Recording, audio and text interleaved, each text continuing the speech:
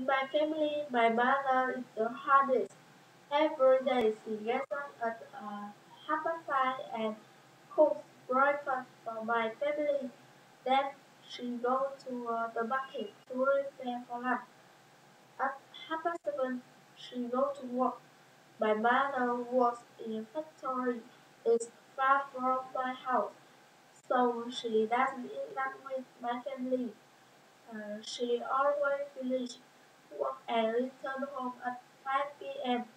After that, she cleans the house, takes care of the flowers garden, and cooks dinner for us.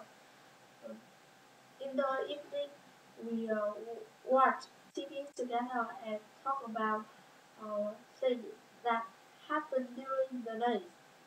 Thanks for your listening.